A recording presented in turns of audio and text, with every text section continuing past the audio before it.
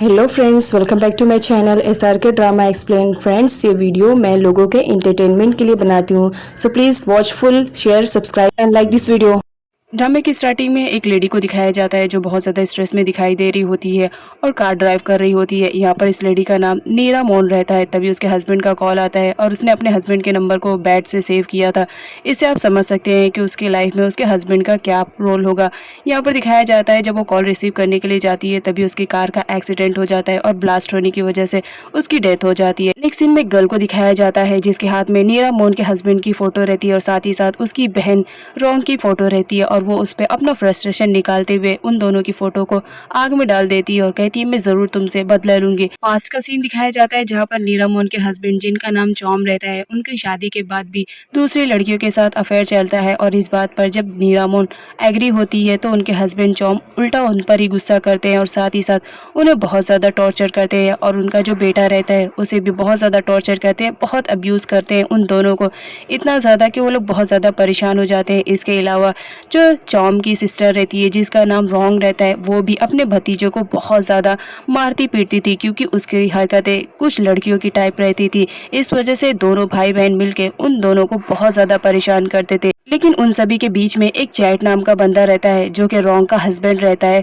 वही उन लोगों की बहुत ज़्यादा केयरिंग करता था और वो लोग जब कभी उसे मारते थे तो वो बचाने के लिए भी आ जाता था और साथ ही साथ वो उन लोग की बहुत ज़्यादा केयरिंग करता था। मतलब इन लोगों में सिर्फ चैट ही था जो उन लोग को मान रहा होता है। अब सीन प्रेजेंट का दिखाया जाता है और हमारी स्टोरी की मेन लीड को दिखाया जाता है जिसका नाम नायरा रहता है जो कि एक्चुअल में पहले एक बॉय थी, लेकिन उसने अपनी प्लास्टिक सर्जरी करके अपने आप को एक गर्ल में कन्वर्ट कर लिया था और यहाँ पर वो अपनी मॉम का बदला लेने के लिए अब अपने डैड के पास आ रही होती है। नीरा पास्ट के बारे में सोचकर बहुत ज्यादा परेशान हो जाया करती थी जब उसके फादर उसे मारते पीटते थे। यहाँ पर दिखाया जाता है उसने डिसाइड कर लिया था कि अब वो तो बहुत ज़्यादा चेंज हो चुकी है तो इस वजह से वो अपने डैड से बदला लेगी जिसने उसकी मॉम को मार डाला है। और यहाँ पर दिखाया जाता है वो थाईलैंड वापस आ जाती है अपने बदला लेने के लिए। यहाँ पर दिखाया जाता है वो एक होटल में रुकने के लिए जाती है जहाँ पर लोगों को गलतफहमी हो जाती है। वो लोग उसे सेलिब्रिटी समझ रहे होते हैं क्योंकि जो हमारी नायरा रहती है सर्जरी होने के बाद वो बहुत ही ज़्यादा प्रीटी दिख रही होती है। अब यहाँ पर रोंग को दिखाया जाता है जो अपने हस्बैंड चैट से बात कर रही होती है। यहाँ पर उन लोगों को लगता है कि उस एक्सीडेंट में नीरा मोन के साथ साथ वॉट भी मर चुका है क्योंकि नायरा का पहला नाम वॉट रहता है। यहाँ पर रोंग अपने हस्बैंड चैट से कहती है कि हमें उन लोग का फ्यूनरल करना चाहिए, एटलीस्ट उनकी आत्मा को तो शांति मिले। इस बात पे जो चैट रहता है वो एग्री कर जाता है। लेकिन यहाँ पर फ्यूनरल का सीन दिखाया जाता है जहाँ पर हमारे नायरा के डैड का हाल तो बहुत ज़्यादा बुरा रहता है। वहाँ पर आने के बाद भी उनका लड़कियों के साथ अफेयर चल रहा होता है और यहाँ पर वो बहुत ज़्यादा हैप्पी फील कर रहे होते हैं दूसरे लड़कियों के साथ। चौम को तो ज़रा भी फिक्र नहीं थी कि वो अपनी वाइफ के फ्यूनरल में आया है। अब यहाँ पर दिखाया जाता है जहाँ पर रोंग फ्यूनरल में जाने से पहले अपना मेकअप करवा रही होती है मानो वो किटी पार्टी में जा रही है। नायरा मोन और वॉट की डेथ का अगर किसी को बहुत ज़्यादा तकलीफ हो रही होती है तो वो चैट था। यहाँ पर चैट को दिखाया जाता है जब वॉट ने उसके लिए ड्राइंग बनाया था तो वो बहुत ही ज़्यादा खुश था और उस वक्त वो उसी के साथ में था। वो पास्ट की मेमोरीज याद करते हुए वो बहुत ज़्यादा रोता है क्योंकि उस घर में सिर्फ चैट ही अकेला पर्सन रहता है जो नायरा मोन और उसके बेटे वॉट को बहुत ज़्यादा प्यार किया करता था। उन लोग को बचाने के लिए वो कभी कभी आगे भी खड़े हो जाया करता था।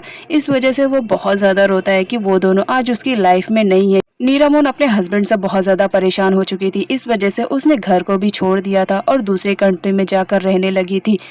अब यहाँ पर सीन दिखाया जाता है फ्यूनरल का जहाँ पर सारे लोग तो फ्यूनरल में आए हुए रहते हैं लेकिन हर कोई अपने अपने काम में बिजी था और स्पेशली नायरा मोन का हस्बैंड चौम वो तो बहुत ही ज़्यादा इंटरेस्ट फील कर रहा होता है उन लड़कियों में जो वहाँ पर आई हुई थी। अब यहाँ पर जब चैट देखता है कंडीशन इतनी ज़्यादा बुरी है तो उसे बहुत ज़्यादा बुरा लगता है कि हम लोग यहाँ पर फ्यूनरल में आए ना कि किसी पार्टी में आए हुए हैं। अब यहाँ पर दिखाया जाता है चैट अकेले ही उन लोगों का फ्यूनरल करता है क्योंकि वो उन लोगों से बहुत ज़्यादा प्यार करता है और साथ ही साथ गॉड से प्रे भी करता है कि उनकी आत्मा को शांति मिले। नेक्स्ट सीन में हम नायरा को देखते हैं जहाँ पर न्यूज़ के थ्रू उसे मालूम पड़ जाता है कि उसके घर वाले उसकी मॉम का फ्यूनरल कर रहे हैं और साथ ही साथ उसका भी जो कि अभी हमारी नायरा एक गर्ल में कन्वर्ट हो चुकी थी, इस वजह से कोई उसे पहचान नहीं पाता है।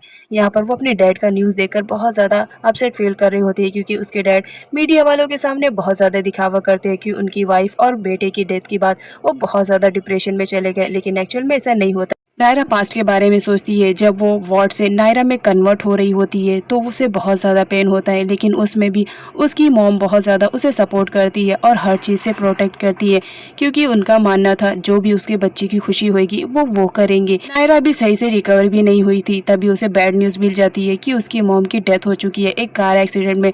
वो बहुत ज़्यादा डिप्रेशन में चली जाती है, क्योंकि उसकी मॉम के अलावा उसकी लाइफ में कोई नहीं था जो उसे समझ सके। इस वजह से वो बहुत ज़्यादा रोती है। सीन प्रेजेंट का दिखाया जाता है, जहाँ पर नायरा अपने आप से प्रॉमिस करती है कि बहुत जल्द मैं तुम सबको बर्बाद कर दूंगी, क्योंकि तुम लोग ने मेरी जिंदगी को जहन्नम बना के रख दिया है। इधर चैट को दिखाया जाता है, जब वो घर वापस जा रहा होता है तो चॉम के साथ जो लड़कियां थी वो उसके पास आती है और उसे फ्लर्ट करने की कोशिश करने लगती है, जहाँ पर रॉन्ग उसे देख लेती है। फिर क्या, वो उसे बराबर करने के लिए जाती है, जहाँ पर वो उसे बोलती है कि दूसरे लड़कों के साथ जाओ, जो करना है करो, लेकिन मेरे हस्बैंड के साथ कभी भी दोबारा दिखाई मत देना।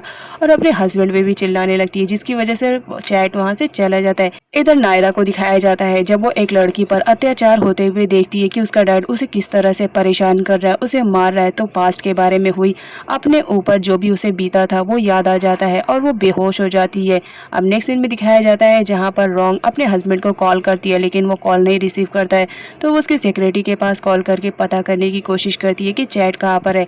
लेकिन उसे मालूम पड़ता है कि चैट आज ऑफिस में है, तो उसे बहुत ज़्यादा बुरा लगता है। वो अपने हस्बैंड को बार बार कॉल करती है, लेकिन चैट उसका कॉल रिसीव नहीं करता है, क्योंकि उसकी बीवी उस पर ट्रस्ट नहीं कर रही होती है। तभी वहाँ पर गार्ड आता है और उसे बताता है कि रॉन्ग मैडम ने कॉल किया है और आपको घर पे बुलवाया है, प्लीज अब जल्दी चले, मैंने कार को बाहर कर दिया है। चैट जब घर आता है तो रॉन्ग का चिल्लाना स्टार्ट हो जाता है। चैट बोलता है, वो लड़की के पीछे मैं नहीं गया था, बल्कि वो मेरे पीछे आई थी, कम से कम सिचुएशन को देख करके भी कुछ फैसले किया करो।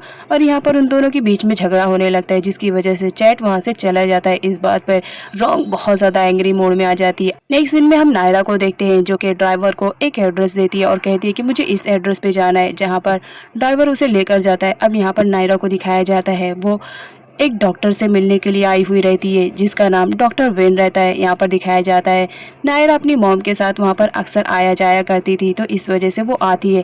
यहाँ पर दिखाया जाता है डॉक्टर उसे नहीं पहचान पाते हैं। नायरा यहाँ पर आई थी मेडिसिन लेने के लिए, वो अपनी बताई हुई मेडिसिन मांगती है, लेकिन डॉक्टर विन उसे मेडिसिन देने से मना कर देते हैं। कहते हैं पहले तुम बताओ तो सही, तुम ये मेडिसिन क्यों लेना चाह रही हो। लेकिन हमारी नायरा को दिखाया जाता है, वो तो डॉक्टर को बिल्कुल भी बताने के मूड में नहीं थी, वो वहाँ से मेडिसिन लिए बगैर ही चली जाती है। अब नेक्स्ट सीन में दिखाया जाता है, जहाँ पर हमारी नायरा आती है, तो वो अपने डैड और अपनी बुआ को देखकर बहुत ज़्यादा परेशान हो जाती है, क्योंकि वो लोग तो बहुत ज़्यादा हैप्पी फील कर रहे होते हैं उसकी मॉम के मरने के बाद भी।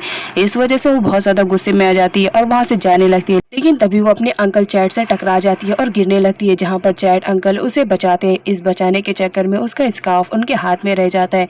यहाँ पर हमारी नायरा को दिखाया जाता है, वो अपने अंकल को देखती है तो पास्ट में बिताए हुए उनके साथ हैप्पी मोमेंट्स को याद करती हुए बहुत ज़्यादा अपसेट हो जाती है। यहाँ पर दिखाया जाता है, वो उन्हें देखकर फटाफट वहाँ से जाने लगती है। चैट नायरा को उसका स्कार्फ रिटर्न करने की कोशिश करता है, लेकिन नायरा वहाँ से जा चुकी थी। अब यहाँ पर दिखाया जाता है, वो हर जगह ढूंढता है बट नायरा नहीं मिलती है, तो वो इवेंट में आ जाता है, जहाँ पर रॉन्ग अपने हस्बैंड के हाथ में एक गर्ल का स्कार्फ देखकर बहुत ज़्यादा गुस्सा कर रही होती है और उससे पूछती है कि ये किसका है, जहाँ पर हमारा चैट बता देता है कि एक लड़की का है। अब यहाँ पर जो रॉन्ग रहती है उसे तो बहुत ज़्यादा गुस्सा आता है।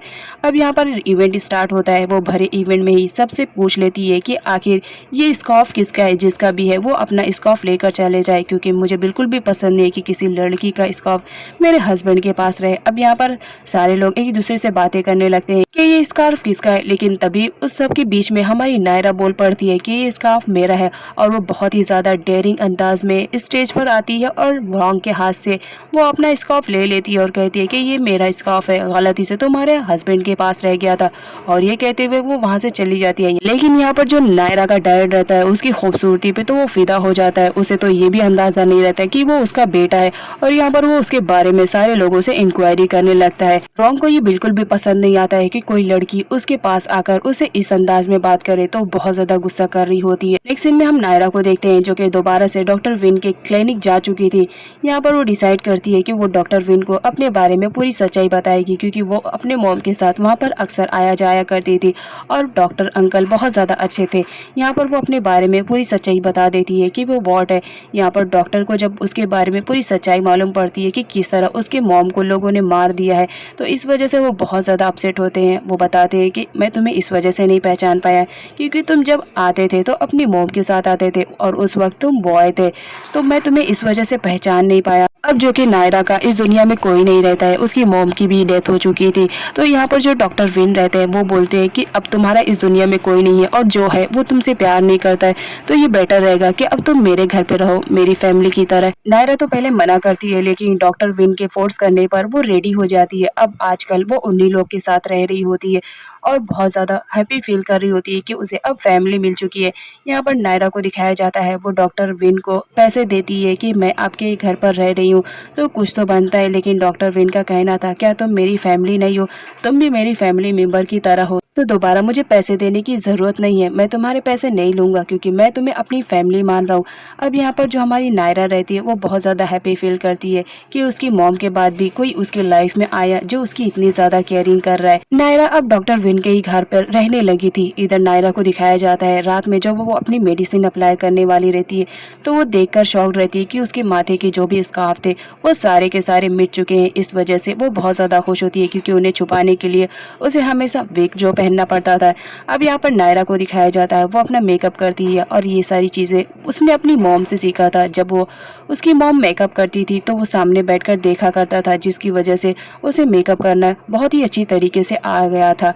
अब यहाँ पर डॉक्टर विन का कहना था, तुम यहाँ घर पर कब तक बैठे रहोगी, एटलीस्ट कुछ ना कुछ तो तुम्हें भी स्टार्ट करना चाहिए, और तुम ऐसा क्यों नहीं करती हो कि तुम मेकअप आर्टिस्ट बन जाओ, तुम्हारे अंदर मेकअप करने की एबिलिटी बहुत ज़्यादा अच्छी है। नायरा को भी आइडिया बहुत ज़्यादा पसंद आता है।